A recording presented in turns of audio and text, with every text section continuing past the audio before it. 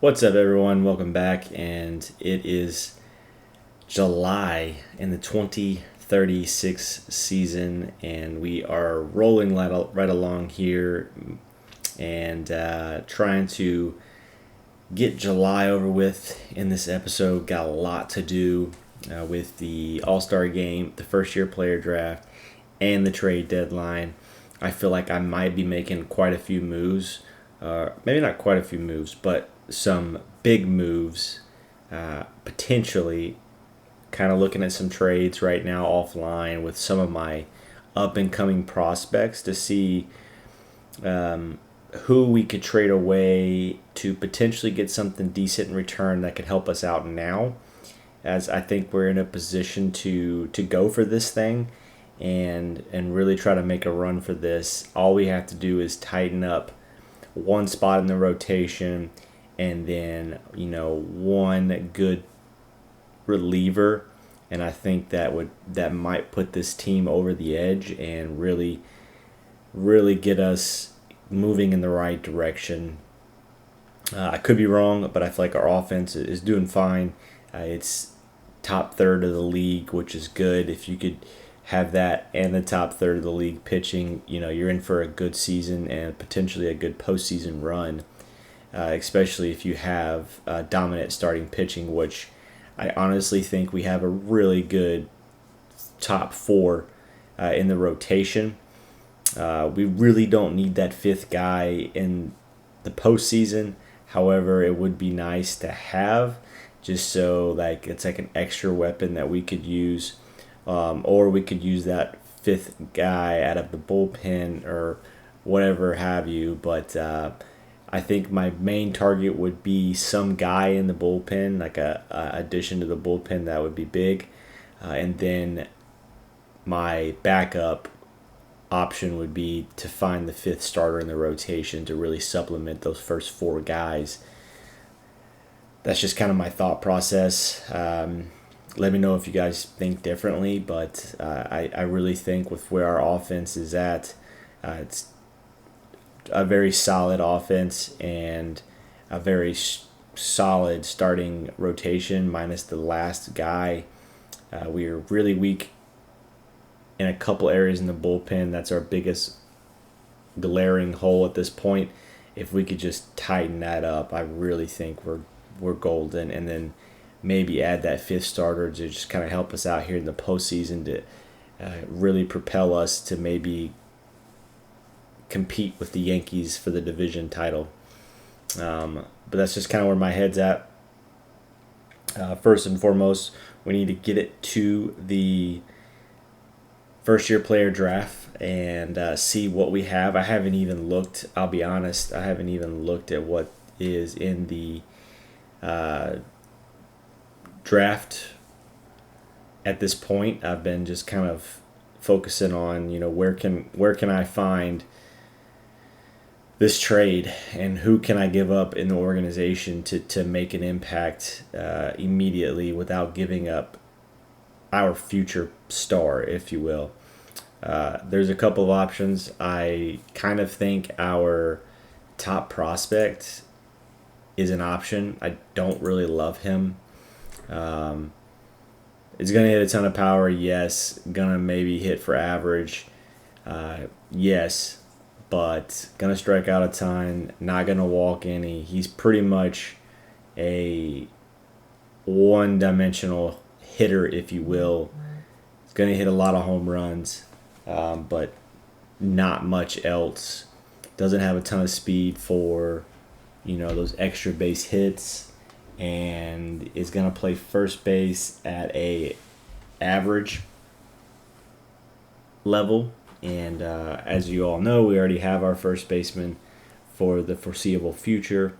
And I don't see this guy as a strong contender to even be really a backup at first base. So I think I could use this as leverage to get a really good pitcher or high-valued reliever at this point. I'll be searching some trades for him.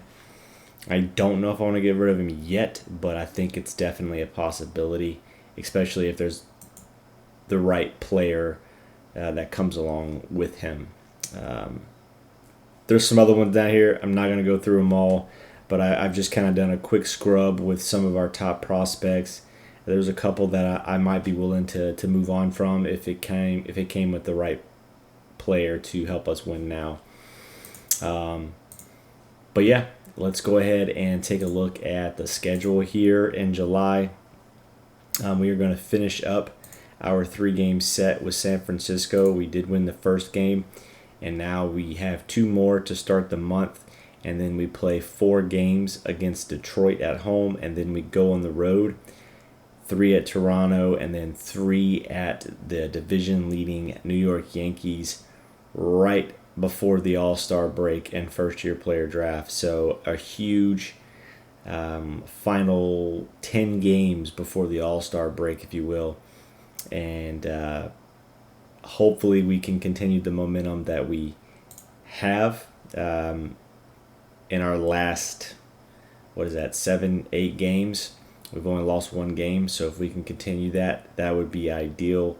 And if I remember correctly, last July, or it was August, I think it was July, we had an absolutely terrible month. And let's hope not to repeat that. I think we had like 2 wins before the All-Star break, and there was like 12 or 13 games. So let's try not to repeat that, and let's reverse that and maybe only have like 2 losses. And then come back after the All-Star break and crush it as well, as we do have a nice little homestand to end the month and to start the month. So hopefully that plays in our favor and we could get back to even or pull ahead of the New York Yankees. All right, we have found the trade that I think is a big one for us. It's a young reliever / closer for a young starting pitcher of ours who I am not huge on in the future, mainly because he only has 40 control and he's fragile. He's only 23 years old, so that control could change. It could go up. But honestly, not a huge fan of the profile. He doesn't have great movement. Doesn't have great batted balls against him rating. The batted balls in play very low. His changeup really hasn't developed. His cutter's not developed. So I'm kind of in that area of like, is he gonna develop? Because he's 23, going on 24 years old. He's got good work ethic. So again, some of these things could boost up, but it's just not likely. And I think for the player that we're gonna get in return, it's a no-brainer. The only issue is the amount of money is gonna be taken on by us. So he is on a minor league contract. So obviously, no real value there. But the player we're gonna get could be the guy that puts this organization over the top, and that's Judas Nangare from the Baltimore Orioles. As you could see, just kind of has everything you want in a profile. 25 years old. His sinker is really the only thing that didn't develop, but other than that, he's got fastball, slider, changeup. Yes, he's fragile, so we're giving up a fragile for a fragile. He is extreme ground baller type. Almost 2 full seasons in the major leagues last year. He had 55 games, had a 2.15 ERA, and he played for the Yankees, so a really small ballpark there. This year he plays in Baltimore, has a 3.9 ERA. So not bad, but not amazing either, but still in the threes. I'll take that. He is getting paid $3 million this year, and then he's arbitration eligible and is due to make around $6 million next year. So that's the issue, right? It pretty much makes us add $6 million to the budget next year for our players' payroll. So that is rough, but I just need to make a move to see if we can't make this team get over that hump. I think we're at that time we have prospects. You know, we got a really good core group of guys. The guys that we have locked up, we need to win a World Series with them. No way around it. They're in the middle to back end of their contracts. It's time to start winning World Series with this team and become perennial powers. And I think that this is a step towards that.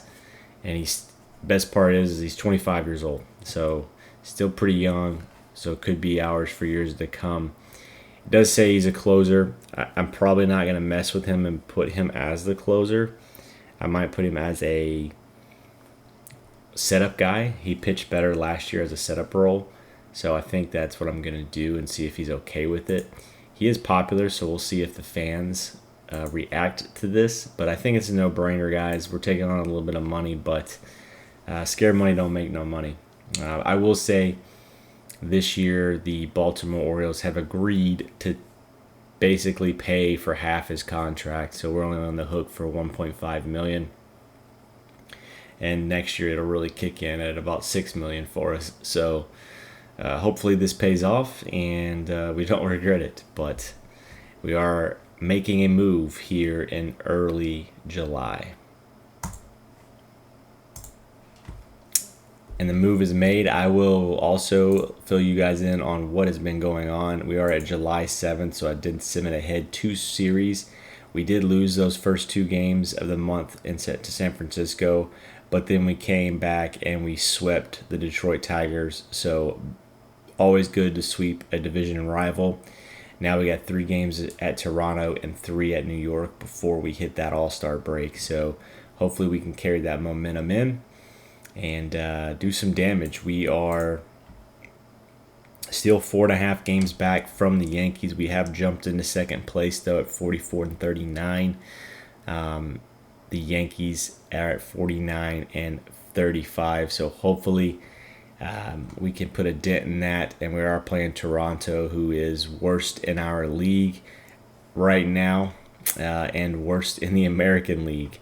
So definitely need to take advantage of that series and hopefully gain some ground before we go into the Bronx and play them on their home field. But yeah, just wanted to show you guys the move, and now it's time to go ahead and put him on the team and get this bullpen solidified. All right, so we did sweep Toronto, so we have won 7 games in a row, and unfortunately, so have the Yankees. So I don't know what to say, but they're still 4.5 games up. The only thing we have done is we have separated a little bit from the Twins and the Orioles behind them, as well as the Tampa Bay Rays. So we're 7.5 games, or excuse me, 3 games up on the Twins for third, and then the Orioles and Rays are all 7 games back from us. So we are creating a little bit of separation up to the top, which is good because we still have to worry about the wild card. So we want to win the division, but at the very least come in second in the division. That'll probably get us into the wild card, I would hope. We'll see, but right now we're in second place in the wild card as well, 1 game behind the Astros for the top spot. But it's a pretty tight race right there in the wild card, so need to keep winning, but definitely a good 7-game win streak, and hopefully we can do something about the New York Yankees. But at the end of the day, we will have to pause that and hit the first-year player draft. I thought it was going to be on the 14th, and we were going to be able to get through the series, but I was wrong, and it is today on July 11th. So we will have to knock out this draft before we see what happens with the series in New York. But yeah, let's take a look at the first-year player draft, where we will be drafting at 27th overall. So be interesting to see what kind of player we get at that pick. The draft pool, I haven't really even looked at it. It looks to be pretty weak, and they have us getting a Josh Winslow, who is a 2.5-star prospect right out the gate in the first round. So I don't think we're going to be picking Mr. Josh Winslow. I don't want a player that looks like this. We have plenty of those. If he were a speedy guy, I would think about it, but he's not. So something tells me we won't be going with Mr. Winslow. But yeah, let's go ahead and get this draft started. I will just go ahead and sim it up to our pick, and then we will take a look at who's available. All right, we have simmed it to the first round pick for the Mobile Bay Bears, pick number 27 here in the first round. Not a lot left on the board, but I guess not too bad considering we're almost last in the first round. I have it currently sorted by just the batters. We'll go through those first, and then we will look at some of the pitchers. I'll just go through the 4.5-star and then the 4-star prospects, and then do the same with the pitchers. And I'll go through a couple more offline just to make sure like I didn't miss anything in the 3.5 stars that I might like. But that's just a lot of players to go through, and I'm trying to keep this relatively short for you guys so you don't get too bored. But first and foremost, Chris Gehring. I don't know how to pronounce that. Gehring. Nickname Bird. He is a left-handed hitter, outfielder, looks like corner outfielder at best.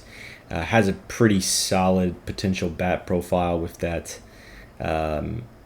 exceptional power, good adaptability and intelligence. But what will turn me off on this one, and I'll just be straight and honest, his bonus demand is $9 million, and that just seems absolutely ridiculous. We have about $11.5 million of extra money to give to this draft, and I'm not going to waste it on a average defender at best with a potentially good power bat. Especially whenever there's a guy like this that's available for slot. And that is Chris Collins, shortstop. Really good power for a shortstop. Solid hitting profile. Not going to walk a ton. Has okay-ish speed. Can steal a few bases. Good leadership. Financial ambition. And plays a really solid defense. Says he's an overall 65 potential shortstop with that really good elite infield error and turn double play. So I have no doubt that he could probably learn second base, probably can learn some outfield. He could be a true utility guy for us. So we do love that versatility, and definitely would much rather pay him the slot demand versus the $9 million of the other guy. So I think he's the leader in the clubhouse right now on the offensive side. And just a side note, he was born on December 25th. So Christmas baby. Maybe that'll bring him some luck and development. All right, next is Jonathan Gerber, another corner outfielder-ish. Defensively, at least, he is only wanting slot, so he's a little bit more attractive, especially with that power, decent speed, good adaptability, and work ethic. Says he's a baseball rat, so that's always good when it comes to potential development, things like that. Just isn't going to do much on the outfield. He's pretty much going to just be on the team for his bat and could provide adequate defense in left field, maybe right field one day. But other than that, purely a prospect because of his power.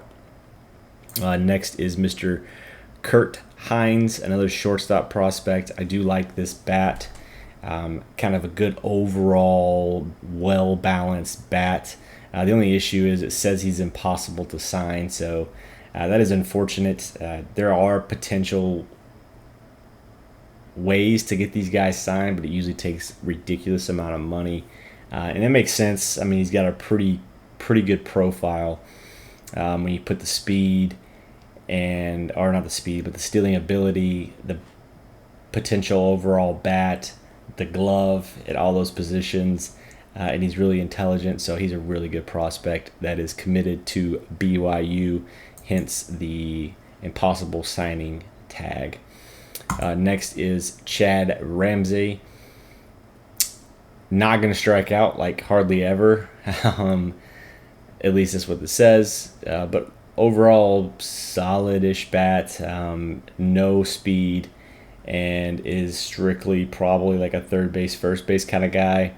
Only 6 foot, so probably more just a third baseman. Not really the type of guy that I usually go for, just because there's not much versatility there. But can play a respectable third base and looks like he's going to hit well with some power and not strike out, but not walk a ton either. So, going to put the ball in play and make the defenders make the play. So that's always good. Next is, we'll go through this last one here. Joe Blythe. I like him. He's got good durability. He is says center fielder, but looks like just a corner outfielder. Solid, balanced bat, decent speed and ability to steal, good leadership, adaptability, and work ethics. Just an overall solid prospect that for slot isn't a bad option. All right, let's move on to the pitchers. Just a couple to go through here before you get into the 3.5s. Probably, let's see, Jim Parker doesn't hold on runners at all, so I don't love that. Got good work ethic and intelligence, so that's always good. A solid profile besides the BABIP rating.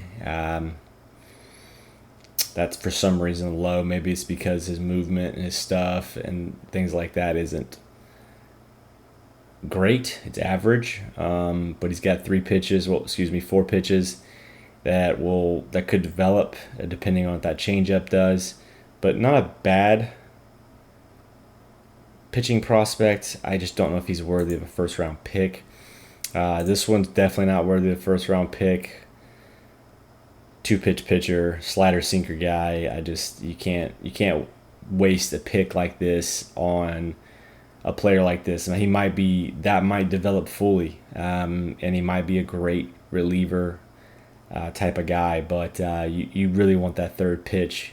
If he had a third pitch, I could consider him as a pick here. But at 21 years old in college, yes, he's going to be to the big leagues a lot quicker than anybody else we pick, but he's just going to be a bullpen guy.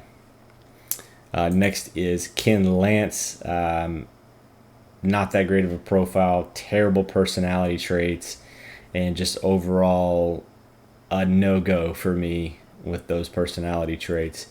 And he really only has 3 pitches. He has good control potential, so I do like that, but no movement. This dude's just going to get knocked around the ballpark, and it doesn't matter how good those pitches are. If he doesn't have movement, he's going to get destroyed. We'll go through another one. Kevin Bordeaux, or Boudreaux. Again, 2-pitch pitcher, bullpen kind of guy. I love the bullpen possibility, but I can't waste that on a first round pick. He's got good personality, but again, fastball, curveball guy, great control. The movement in the BABIP is a little low, but if those develop, he could be really, really good guy out of the bullpen for us. But can't waste a first round pick on that. So let's see if we can find one more that's not a bullpen guy. All right, so here's one who looks more like a first round pick. The only issue is he's got 35 stamina. So if he could for somehow figure out on how to get that stamina up, maybe this would be a guy that if he's here in later rounds we pick up and then we put him in the development lab to maybe work on his endurance. Got everything you want in a starting pitcher minus the fact that he has 35 stamina. If you can get that to 45, I've seen people do starting pitching with 40. I personally don't go to a starter unless they're probably at 45, unless I am in dire need of a start. But got everything you want: loyalty, adaptability, work ethic. Has, what is that, 6 pitches, great control, solid movement. He's going to be a really good pitcher. It's just a matter of, is he going to be out of the bullpen because he only has 35 stamina, or is he going to work on it? Again, don't know if you can take that risk on a first round pick. All right, one more, and then we'll call it on the pitcher side. Dan Frith, again, just kind of a, at best, back end of the rotation guy, low intelligence, just not really a whole lot of substance here. Not typically someone that I would go for either.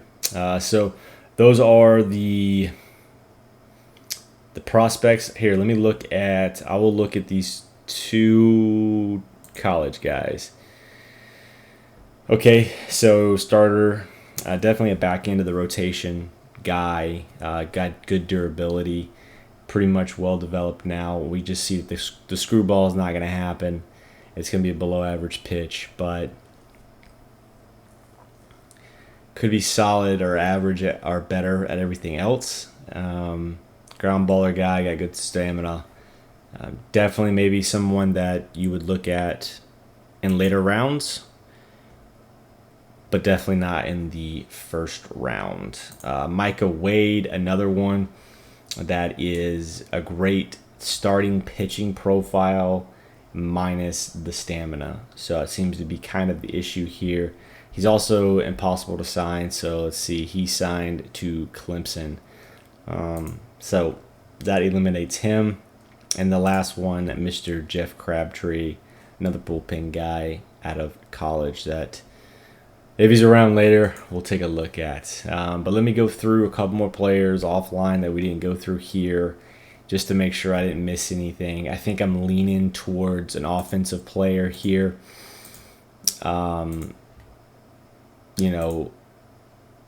Chris Collins is a good example. And then I think, I liked Kurt, but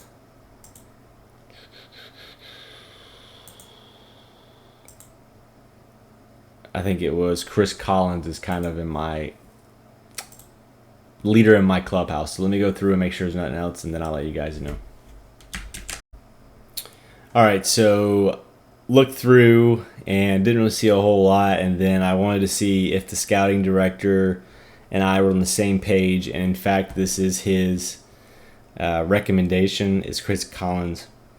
So that tells me we're on the same page. So I feel more comfortable or more confident in my decision now that I didn't miss anything, and that we are probably selecting the best player for our team here in this draft. Yes, he wants, he's wanting the slot as a demand, which is $4.5 million. So absolutely no issue with that. And I think it's deserving. So we're going to go ahead and draft Mr. Chris Collins, 27th overall in the first year player draft of 2036. Welcome to the Mobile Bay Bears. All right, here in the second round, the scouting director recommends we go with Ernesto Nido. I don't hate him. I don't like that he's just a first baseman. Doesn't have a bad profile other than that. He's not going to steal any bases, but is just a first baseman and has a decent bat. But I just feel like the player that is better for us right now is Arsalan Bagley, who has a very similar profile, but plays corner outfield, left field or right field.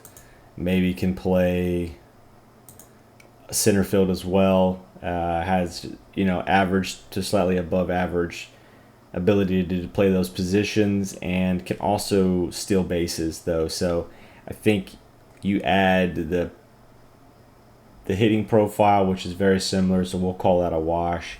But you give Bagley the edge on speed by a lot, and also the edge on defense by a lot, being that he can play more than one position and isn't tied to that one single spot at first base.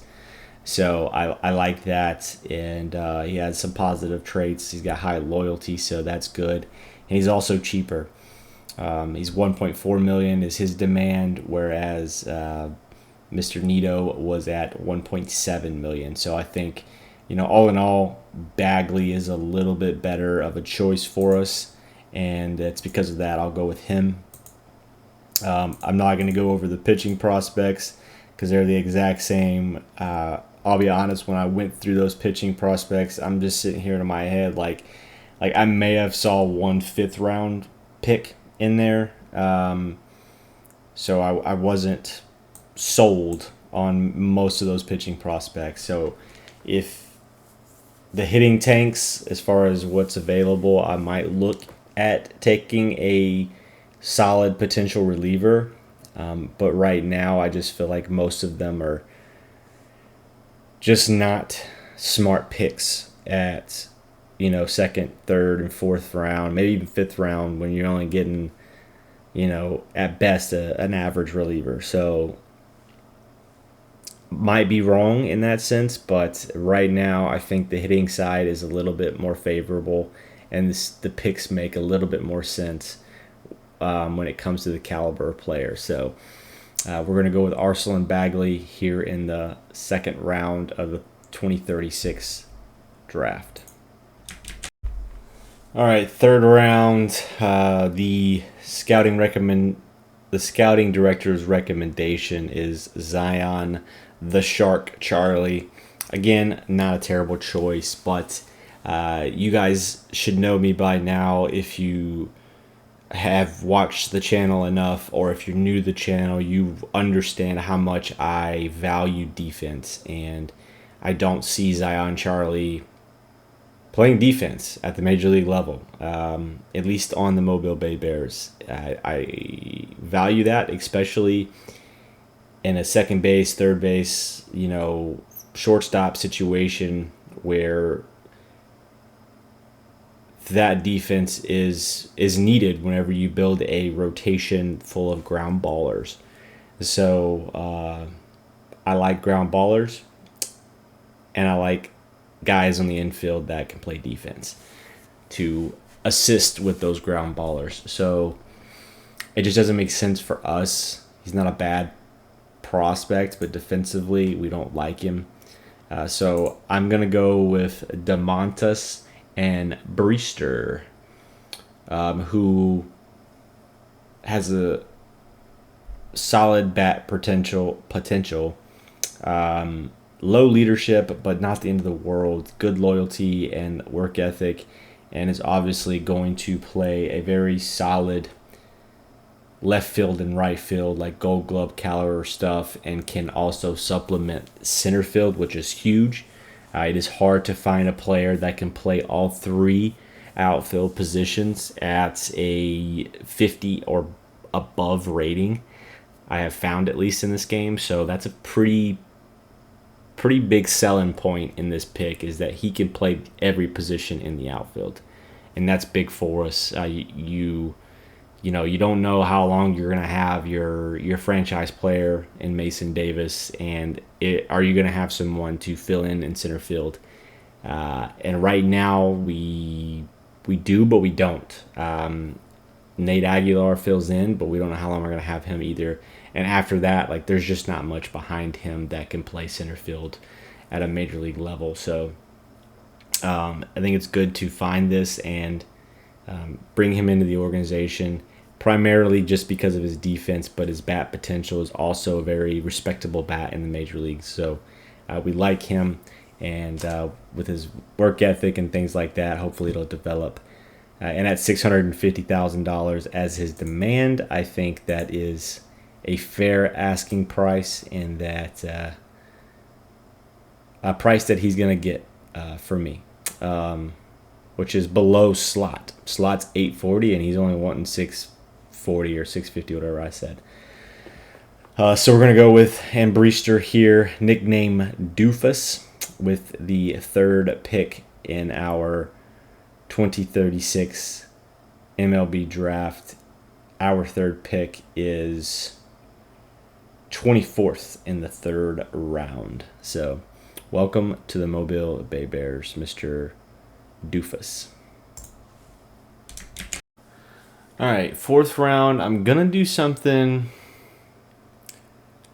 probably not what most people would pick. I wanted an infielder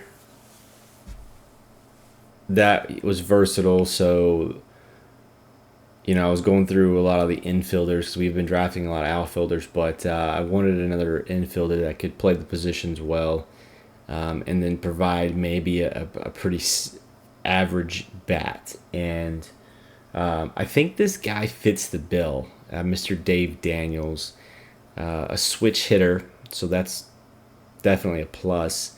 But he has that profile that we have a few of on the team. And he can play second base, third base, shortstop, left field, right field, all at an above average to elite level. And that's extremely valuable. He's got good intelligence. He's often found talking with coaches long after drills are over, so maybe that's a sign that he's working hard and maybe he'll develop a little bit more, and I'm hoping that translates into his bat. Although his bat profile, ultimately what I see this guy is a utility infielder that is on the team as, that fourth that fifth infielder, if you will, and can play in any position to spot start and give the starters a break. I think he is that at minimum. I think that's kind of where he's at. Potentially, maybe an actual starter. I guess it depends on where our team is at in that moment. Do I value him playing at a second base or a third base? What do I need at the time? But what I can say is if he's not a starter, he's still defensively a player that I could plug in to give as like a break or a day off for other players. And that's valuable to not lose defense ability for the starters, is like whether he hits as good as or not, you don't lose that defensive team that's behind you and allows you to pitch to your strengths. So I think that's kind of why I'm making this move. It was not what my scouting director recommended. Probably not what anyone else would have recommended, honestly, if I would have went down the list. He's quite far down there, but I think the defense will sell me, and I'm just banking on him developing a little bit more. I could probably get him later in the draft, and there's no doubt that that's a possibility, but I didn't want to take that chance, being that he's so versatile and could still potentially have an average bat. So I'm going to go ahead and take the chance here, make him a Mobile Bay Bear here in the fourth round, and he's only wanting $240,000, so we're really leaving ourselves with some money here, more than likely. With the 22nd pick in the fourth round, welcome to the Mobile Bay Bears, Mr. Dave Daniels. All right, fifth round. Our scouting director recommends we go with pitcher Chase Steens. I'm going to respectfully disagree. I don't hate the profile, but I don't love the profile. Again, don't hate it. Not going to really love any of these profiles at this point, but I think with a different pitcher, Mr. Chris Bruce, a little bit more of a balanced profile, and maybe more of a potential to develop. He has good adaptability and work ethic, and has 3 pitches, so could definitely be a starter with his stamina and like a back end type of guy. We're hoping the changeup develops, so he will have 3 pitches.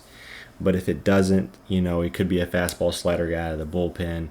We're just kind of like a shot in the dark here with will he develop, and it's kind of where you're at when you get to these picks. I've had a lot of success with these mid-round picks, and when I say mid-round, I mean like 4 to like 9 or 10. So I guess like they're still considered early round picks, not mid, but I've had a lot of success, I feel like, in that area. I'll have to go back and just look at everything, but I feel like more times than not, we get players that develop that are in like the 4th and 5th rounds that make it to the major leagues. Not that the 1st and 2nd and 3rd rounds I haven't had success either. I just feel like I see more of these guys. So Chris Bruce is who we're going to go with. Just an overall solid potential back end of the rotation profile. He is wanting a little bit more than slot, but not a big deal. $650,000, so roughly $200,000 more dollars than recommended slot. So that still leaves us with almost $4 million, like $3.8 million and money after everything is said and done in our budget. So with the 23rd pick in the 5th round, the Mobile Bay Bears will select Mr. Chris Bruce. Welcome to the Bay Bears. All right, that is the 5th round, and as customary here on this channel, I will go through rounds 6 through 20 offline to not bore you guys. Again, if anything pops up, I will let you know anything interesting that is, and I'll be sure to check back with you guys on that. But other than that, I'm just going to go ahead and kick this offline, and when I'm done, I will come back and we will get this thing all the way up until the trade deadline and see if we're going to make any more moves than we've already made. All right, we've completed the 2036 draft, and it is time to play the final 3 games of the first half, if you will, of the season right before the All-Star break. And those 3 games are at the Bronx in New York. So let's go ahead and finish those out and also see who gets selected to the All-Star team. And unfortunately, we did lose the series, so we lost 2 of 3 to the Yankees, so they stopped our winning streak. And they are now 5.5 games up on us in the division. We're 48-41, and they are 54-36. We still are in the last spot in the wild card, so our second to last spot, I should say.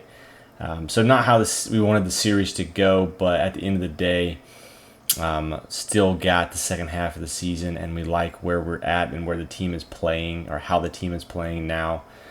So we are at the All-Star break. I haven't even checked to see who is on the team. So let's go ahead and check it out. Rosters have been announced. All right, so we have Bobby Mercurio, our young rookie, definitely having a rookie of the year type of situation here. A 2.79 ERA and 18 starts, well deserving of a All-Star nod, his first All-Star nod. Also, Matt Simbrat, his second All-Star nod, second in 3 years. 2.77 ERA in 18 starts as well. Vicente Jasso, our catcher, not having a great offensive year right now. 233 average with 6 home runs and 20 RBIs. He did miss a month as well. I imagine he is on this team for popularity, but nonetheless, it is a 5th straight All-Star selection for Mr. Vicente Jasso, so could potentially be on the path for a 5th straight Gold Glove as well. But I do expect his offense to bounce back a little bit in the second half. Next is Tim Vaux getting his first career All-Star nod, so great to see him. He's having a solid season at 282 average with 16 home runs and 55 RBIs and a 124 WRC plus, so good to see him get the All-Star nod. Also, our other rookie, Mr. Luis Castillo, who is also putting up a Rookie of the Year campaign, 18 home runs, 51 RBIs, 2 triples, 16 doubles, 311 average, a 167 WRC plus with a 3.7 WAR. So absolutely lights out on the baseball field. Definitely probably front runner for Rookie of the Year. I don't see anything else. Looks like that is it.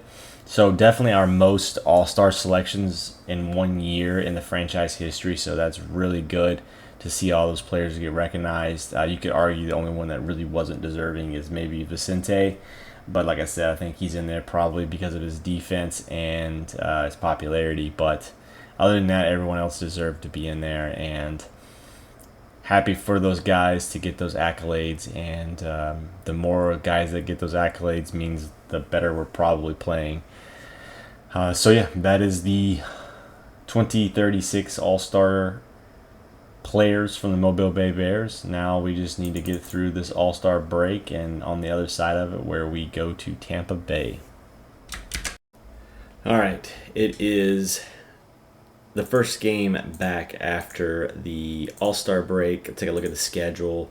We have 4 games at Tampa Bay, 3 games at home against Baltimore, then 3 at home against Philly, and then we finish the month at 3 at home against the Chicago Cubs before we roll into the trade deadline here on the 31st. So hopefully we can capitalize on the home cooking here towards the end of the month in these last 3 series, and then we can at least split the series against Tampa Bay and come home and hopefully go on a little bit of run there at the end of July. And then when we get to the trade deadline, see if there's any moves to be made. I'm looking at a couple right now. I just don't know if I want to pull the trigger. I'm trying to add one more piece to the bullpen.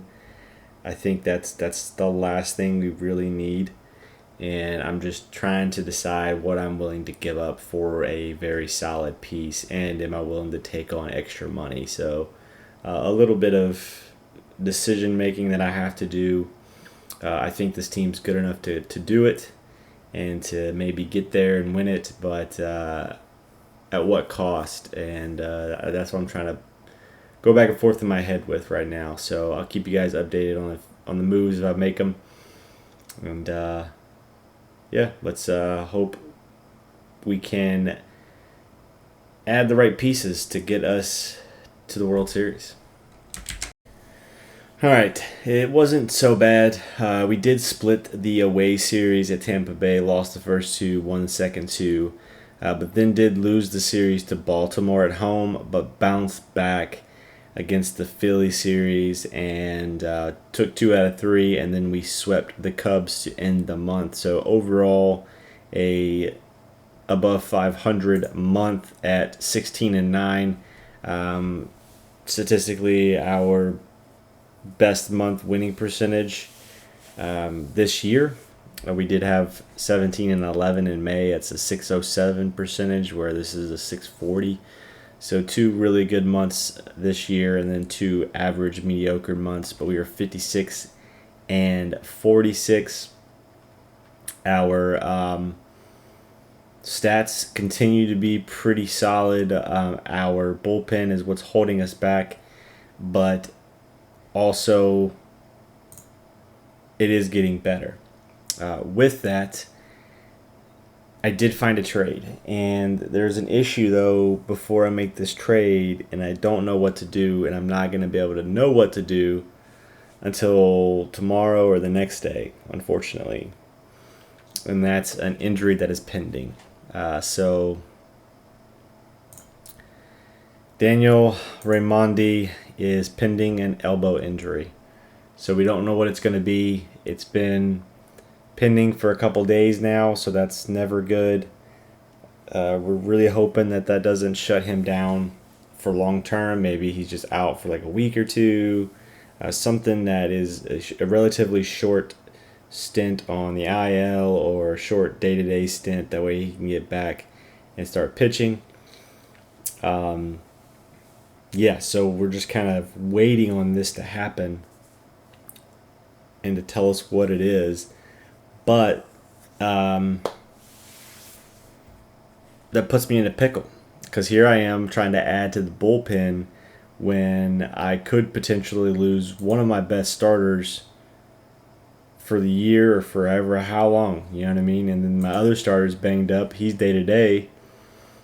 You know, he's supposed to get better and time for his next start, but I mean, he is day to day and he is fragile, so you never know what's going to happen to him. So I could be quickly down to like 2 starters if I'm not careful, and our 2 quality starters. I don't count Dong Hyun Im as a quality starter. So if I lose 2, I'm down to 2. So what I was going to do is go after bullpen, and now I'm thinking maybe I should go after rotation. Worst case scenario, I replace Dong Hyun Im. Best case scenario, I can put him in the bullpen or something. I don't know. The only problem with that is it's going to require me to take on money next year that I don't want to take on. And it requires us to give up the top prospect in our organization. And I'll be honest, it's a little misleading. I don't hate him, Juan Cisneros. He's been somewhat slow to develop, but he has started to develop. It seems like he's going to be like a contact power guy, but going to strike out quite a bit, not hit many, doubles and triples, not walk much. He's strictly going to be like singles and homers. So I guess it depends on what you value, but I'm not super high on him, especially because he can only play one position, and that's where Mr. Danny Fouts plays. So I'm not super high on Cisneros, and I think we're at that point in his development where he's still highly touted. Obviously, he's number 35 or 39, although that's dropped significantly. He was in the top 10, I think, like a year and a half ago. So I'm thinking I just need to take advantage of his value. And his value gets me Mr. Josh Cawley from the Pittsburgh Pirates. He's a lefty, so that's a plus. He's making $3.1 million this year, and he's arbitration eligible due to make $7.5 million. So that's a huge jump, and that's adding a huge chunk of change to our budget and our payroll. So I don't know if it's smart, but I do like him, and I think it's a good trade. So I'm in a hard spot, but I think I'm going to make the trade and roll the dice and see what happens. If Raimondi is fine, then I will just replace Young Han Im and be done with it, and roll with the bullpen with what we got, unless I can find something else in the meantime to get me a solid middle reliever or something. Nothing crazy, but just a solid guy that can give us like a 4 ERA. I kind of have no choice here. I need to make a move, and I think this is the smarter choice. I could use this guy out of the bullpen too, so I think this is just a smarter choice. We're going to make this move. We're going to take on the extra salary next year, and if I have to, I can trade him in the offseason, but I really tried to put this team together that gets us over the hump. So I'm making the move. Whether it's smart or not, the GM says it's not, but the assistant GM, I should say, says it's not, but that's why he's the assistant and he's not the GM, because that is me, and I think this is the right move. So, yeah, we're going to complete this trade. And just kind of wait and see what Raimondi's injury is. And it is a good thing we made that trade. Daniel Raimondi is diagnosed with a torn UCL. He will be out for 10 months. As expected, worst case scenario, I kind of figured that would happen right when we were starting to build a team that is just outstanding, pitching and offense wise. We lose a key member of that. So, is what it is. We're going to have to move on and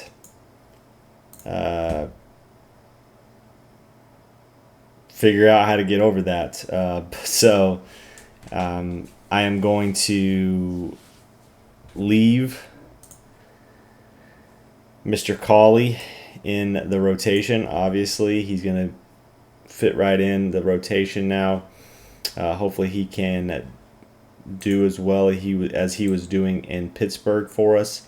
And now I need to probably call back up Dong Hyun Im. I'm going to go through the organization and see if there's anyone else that maybe is a prospect and an up and coming, or is someone I can pull in for a little while just to test the waters out and see if they're any better than Dong Hyun Im. So let me do that real quick, and we'll move on. All right. I think I'm going to go in a different direction here, and I'm going to call up the prospect. He's a lefty, Chris DeBose. I want to give someone else a chance. If it doesn't work out, it doesn't work out. It really can't get a whole lot worse than what Dong Hyun Im is doing at over a 5, almost a 6 ERA. So he hasn't done well in AAA at all, but everywhere else he has performed. And maybe he wants to be in the majors. I don't know. Maybe he's just not performing like he could.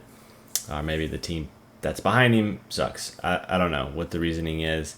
But his Sierra is a 3.43 and his ERA is a 6.12. So something's off, whatever that may be. But I'm going to give the rookie a shot here and see what we can do with him.